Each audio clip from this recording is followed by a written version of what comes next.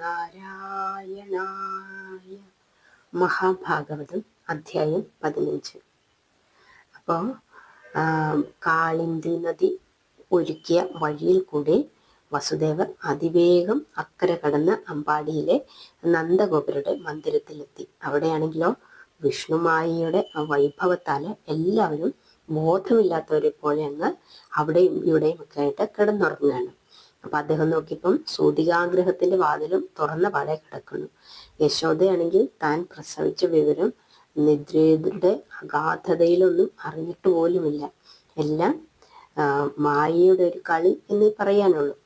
വസുദേവര് സൂതികാഗ്രഹത്തിനകത്ത് കടന്ന് തൻ്റെ പൈതലിനെ കൈത്തലത്തിലെടുത്ത് തെരുതെരെ 4-5 ഉമ്മയൊക്കെ കൊടുത്ത് അദ്ദേഹത്തിന്റെ കണ്ണുകളൊക്കെ നിറഞ്ഞ്, മകനെ ഇനി എന്നാ നിന്നെ കാണുന്നതെന്ന് മനസ്സിൽ വേദനയോടെ ചിന്തിച്ചുകൊണ്ട് നന്ദപത്നിയുടെ അടുത്ത് കുഞ്ഞിനെ കിടത്തി.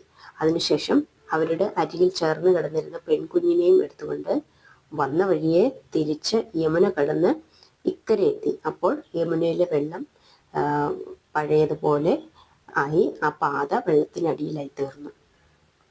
വസുദേവർ അവിടെ നിന്നും വേഗം നടന്ന് കാരാഗ്രഹത്തിനുള്ളിൽ പ്രവേശിച്ചു. അപ്പോഴും കാവൽക്കാരും ഉണർന്നിരുന്നില്ല. പൈതലിനെ പത്നിയുടെ അരികത്ത് കൊണ്ടുവന്ന് കിടത്തി.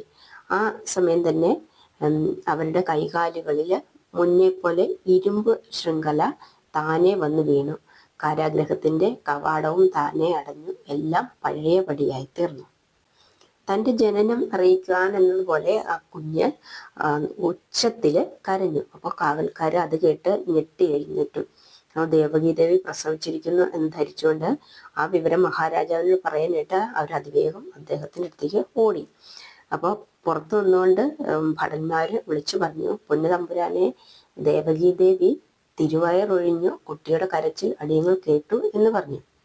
കാവൽക്കാരുടെ ഈ വാക്കുകള് മരണദേവതയുടെ അലർച്ച പോലെയാണ് ദുഷ്ടന് തോന്നിയത്. അവൻ ധൃതിയിലെ ശയ്യയിൽ നിന്നും ചാടിപ്പടഞ്ഞെഴുന്നേറ്റ് വസ്ത്രം പോലും നേരെയാക്കാതെ പരിഭ്രാന്തനായിട്ട് മുറി തുറന്ന് ഇരുട്ടിൽ കൂടി തപ്പിത്തടഞ്ഞ് ഓടിക്കതച്ച് കാരാഗ്രഹമുറിയിൽ പ്രവേശിച്ചു. എന്നിട്ട് ഒന്ന് പൈശാചികമായിട്ട് ഭയങ്കരമായിട്ടൊന്ന് അട്ടഹസിച്ചു. അപ്പോൾ ദേവകി ആ ചോര കുഞ്ഞിനെ മാറോടടക്കി പിടിച്ചുകൊണ്ട് കരഞ്ഞപേക്ഷിച്ചു, ജ്യേഷ്ഠ, എൻ്റെ 6 കുഞ്ഞുങ്ങളെ കൊന്നതുപോലെ ഇതിനെയും ജ്യേഷ്ഠൻ കൊല്ലരുത്. ഇതൊരു പെൺകുഞ്ഞാണ്. ഇതിനെ കൊണ്ട് യാതൊരു ഉപദ്രവവും ജ്യേഷ്ഠൻ ഉണ്ടാകുന്നതല്ല. ഞാൻ കാല് പിടിച്ച് അപേക്ഷിക്കുകയാണ്. ജ്യേഷ്ഠൻ എന്നോട് ദയവ് തോന്നി ഈ കുഞ്ഞിനെയെങ്കിലും എനിക്ക് തരണം എന്ന് പറഞ്ഞു. പക്ഷെ അനുജത്തിയുടെ ദയനീയമായ വാക്കുകൾ കേട്ടിട്ടും കംസന് യാതൊരു അലിവും തോന്നിയില്ല. നിർദ്ദയനായ ആ മനുഷ്യൻ, ആ രാക്ഷസൻ മുമ്പോട്ട് ചാടി ആ പിഞ്ച് കുഞ്ഞിനെ അതിൻ്റെ മാതാവിൻ്റെ കയ്യിൽ നിന്നും ബലമായിട്ട് കടന്ന് വലിച്ചെടുത്ത് 2 പാദങ്ങളും കൂട്ടിപ്പിടിച്ച് തല കീഴായി തൂക്കിക്കൊണ്ട് പുറത്തു കൊണ്ടുവന്ന വട്ടപ്പാറയുടെ അടുത്ത് വന്നു. അങ്ങനെയാണ് കുഞ്ഞുങ്ങളെ ആ വട്ടപ്പാറയിൽ അടിച്ച് സ്ഥിരമായിട്ട് കൊന്നുകളയുന്നത്. അപ്പോൾ കുഞ്ഞിനെ അതിന്മേലടിച്ച് കൊല്ലാനായിട്ട് മേൽപോട്ട് ഉയർത്തി. അപ്പോൾ ആ കശ്മലിന്റെ കയ്യിൽ നിന്നും വഴുതി ആ കുഞ്ഞ് ആകാശവീതിയിലേക്ക് അങ്ങ് പൊങ്ങി പറന്നുപോയി. കംസൻ ആകാശത്തിലേക്ക് കണ്ണുയർത്തി നോക്കിയപ്പോൾ കണ്ടത് ആ കുഞ്ഞു പൈതലിനെയല്ല, തൽസ്ഥാനത്ത് കാളമേഘവർണം പൂണ്ട് ഖഡ്ഗം, ചാപം, ബാണം, ചർമ്മം, ശൂലം തുടങ്ങിയ ആയുധങ്ങൾ ധരിച്ച 8 കൈകളോടും ദിവ്യപ്രകാശത്തോടും കനക കുണ്ഡല ദ്വയങ്ങളോടും നീണ്ടഴിഞ്ഞ കരിമുകിലൊത്ത മുടിയോടും കൂടിയ അത്ഭുത രൂപിണിയായ ദേവിയെയാണ്. സാക്ഷാൽ ദുർഗയായ കാത്യായനി ദേവിയാണ് അവിടെ നിൽക്കുന്നത്. ദേവി അവനെ നോക്കി പറഞ്ഞു, ഹേ ദുഷ്ടനായ കംസ, സ്ത്രീകളോടാണോ നിന്റെ പരാക്രമം കാണിക്കേണ്ടത്? ഞാൻ നിന്നോട് എന്ത് അപരാധം ചെയ്തിട്ടാണ് എന്നെ കൊല്ലാൻ ഒരുങ്ങിയത്? മരണത്തിൽ നിന്ന് രക്ഷപ്പെടാൻ നീ എന്ത് ചെയ്താലും പ്രയോജനമില്ല. നിന്നെ വധിക്കാനുള്ള പൈതൽ എന്നോടൊപ്പം ഭൂമിയിൽ ജനിച്ചു കഴിഞ്ഞിരിക്കുന്നു. പിന്നെ എൻ്റെ കാല് പിടിച്ചതുകൊണ്ട് നിന്നെ ഞാൻ കൊല്ലുന്നില്ല. ഇത്രയും പറഞ്ഞിട്ട് ദേവി ആകാശമധ്യത്തിൽ അന്തർധാനം ചെയ്തു. കംസനാണെങ്കിലോ പേടിച്ച് ഭയാക്രാന്തനായി ഒരു ജീവച്ഛവം എന്നതുപോലെ വീണ്ടും ബന്ധനമുറിയിൽ വന്നു കയറി. താൻ ചെയ്തു പോയ അപരാധങ്ങൾ പുറത്ത് മാപ്പരുളണമെന്ന് സോദരിയോടും സ്യാലനോടും അഭ്യർത്ഥിച്ചു. അതേ തുടർന്ന് അവരെ അപ്പോൾ തന്നെ കാരാഗ്രഹത്തിൽ നിന്നും മോചിപ്പിക്കുകയും ചെയ്തു. തന്റെ അന്തകനായ ബാലൻ എവിടെയാണ് ജനിച്ചിരിക്കുന്നതെന്ന് അറിയാനുള്ള അത്യുത്കണ്ഠ അവനെ വീർപ്പ് മുട്ടിച്ചു. അന്നത്തെ ശേഷിച്ച രാത്രി അവന് ഒരല്പം പോലും ഉറങ്ങാൻ കഴിഞ്ഞില്ല. മരണ രാക്ഷസൻ തന്റെ നെഞ്ചിൽ കയറി ഇരുന്നുകൊണ്ട് കഴുത്ത് ഞെരിച്ചു കൊല്ലുന്ന മാതിരിയുള്ള ഭീകര സ്വപ്നങ്ങളൊക്കെ കണ്ട അവൻ ഞെട്ടിപ്പിടഞ്ഞ് എഴുന്നേറ്റ് അങ്ങനെ ആ രാത്രി ഉറങ്ങിയതേയില്ല.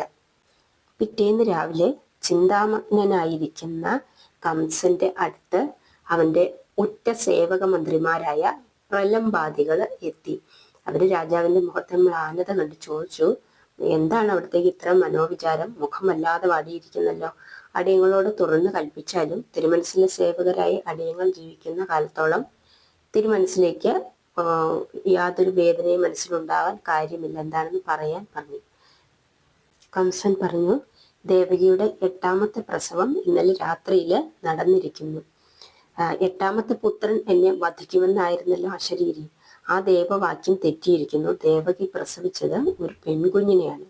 ആ കുഞ്ഞിനെ ഞാൻ കൊല്ലാൻ ഒരുങ്ങിയപ്പോൾ അത് എൻ്റെ കയ്യിൽ നിന്നും വഴുതി ആകാശത്തിലെത്തി ഒരു ദേവതയുടെ രൂപം പൂണ്ടുകൊണ്ട് എന്നെ എന്തിനു വധിക്കാൻ ഒരുങ്ങുന്നു? നിന്റെ ഘാതകൻ ഇന്ന് ഭൂമിയിൽ ജനിച്ചു കഴിഞ്ഞിരിക്കുന്നു എന്ന് പറഞ്ഞു ആകാശത്തിൽ മറയുകയും ചെയ്തു. അപ്പോൾ ദേവകിയുടെ പുത്രൻ എന്നെ വധിക്കുമെന്ന് ദേവവാക്യം ഉണ്ടായിട്ട് മറ്റൊരാളുടെ പുത്രൻ എന്നെ വധിക്കാൻ ജനിച്ചിരിക്കുന്നു എന്ന് വന്നാൽ ഈ ദേവവാക്യത്തിന് പിന്നെ എന്ത് വിലയാണുള്ളത് എന്ന് ചോദിച്ചു. അപ്പോൾ ഒരു സേവക പ്രമാണി പറഞ്ഞു, പ്രഭോ, ദേവകൾക്ക് സത്യമില്ലെന്ന് നമുക്കറിഞ്ഞുകൂടെ? ദേവരാജനായ ഇന്ദ്രൻ തന്നെ എത്ര സത്യങ്ങൾ പറഞ്ഞിരിക്കുന്നു. ഏതായാലും തിരുമനസിലെ ഘാതകൻ ജനിച്ചിട്ടുണ്ടെങ്കിൽ അവന്റെ ഘാതകന്മാരാണ് ഞങ്ങൾ. അവിടുന്ന് ഒട്ടും ഭയപ്പെടേണ്ട എന്ന് പറഞ്ഞു. അപ്പോൾ കംസൻ പറഞ്ഞു, എന്നാൽ നിങ്ങൾ ഒരു കാര്യം ചെയ്യണം. ഇന്നേക്ക് 10 ദിവസം മുമ്പ് മുതൽ ഇന്ന് വരെ ജനിച്ചിട്ടുള്ള സർവ്വ കുഞ്ഞുങ്ങളെയും നിങ്ങൾ പോയി നിർദാക്ഷിണ്യം വധിക്കണം. അങ്ങനെ ആകുമ്പോൾ ആ കൂട്ടത്തിൽ നമ്മുടെ അന്തകനും ഉൾപ്പെടുമല്ലോ എന്ന് പറഞ്ഞു. അപ്പോൾ സേവക പ്രമാണി പറഞ്ഞു, 10 ദിവസം പ്രായമുള്ള ഒരു കുഞ്ഞിനെ വധിക്കാൻ ഒരു ബുദ്ധിമുട്ടുമില്ല. നമ്മുടെ ഭഗന്റെ പെങ്ങളായ പൂതനയെ നിയോഗിച്ചാൽ മതി. തന്റെ മായാകൗശലത്താല് അവളത് നിഷ്പ്രയാസം നിർവഹിക്കും. അങ്ങ് നീതിജ്ഞനും ധർമ്മിഷ്ഠനുമാണ്. അങ്ങയുടെ പ്രതാപാതി കീർത്തികൾ കേട്ട് രാജാക്കന്മാരൊക്കെ പേടിച്ച് നടുങ്ങിയാണ് കഴിയുന്നത്. ഹസ്തിനപുരത്തെ രാജാവായ പാണ്ഡു പോലും നാട് വിട്ട് കാട്ടിലേക്ക് ഓടിയത് നിന്തിരുവടിയെ പേടിച്ചിട്ടാണ്. ഇനിയും അങ്ങേക്ക് വല്ല ശത്രുക്കളും ഉണ്ടെങ്കിൽ അടിയങ്ങൾ അവരെ കണ്ടുപിടിച്ച് വകവരുത്തിക്കൊള്ളാം എന്ന് പറഞ്ഞു. അങ്ങനെ ഈ ദുർമന്ത്രിമാരുടെ ഉപദേശം കേട്ട് സന്തോഷിച്ച് നമ്മുടെ കംസൻ അവരെ ആശീർവദിച്ച് യാത്രയാക്കി. മായാവികളായ ആ അസുര ജാതന്മാര് സജ്ജന ദ്രോഹാർത്ഥം നാടുനീളെ സഞ്ചരിക്കാനും തുടങ്ങി. 10 ദിവസം പ്രായമുള്ള കുഞ്ഞുങ്ങളെ കൊല്ലാൻ വേണ്ടിയിട്ട്. അവരുടെ രാക്ഷസമായ ശക്തി കൊണ്ട് ഏത് വേഷവും അവർക്ക് സ്വീകരിക്കാൻ കഴിയുമായിരുന്നു. ബലവും ക്രൗര്യവും രാക്ഷസീയത്വവും മായാശക്തിയും ഉള്ളവരായതുകൊണ്ടാണ് കംസൻ അവരെ തൻ്റെ ആപത് സേവക മന്ത്രിമാരായി സ്വീകരിച്ചത്. അപ്പൊ ഭഗവത് തൃക്കരങ്ങളാൽ നിഗ്രഹിക്കപ്പെട്ട് മുക്തി അടയേണ്ട അസുരാംശ ജാതന്മാരാണ് ഈ ആപത് സേവക മന്ത്രിമാരായിട്ടുള്ളത്.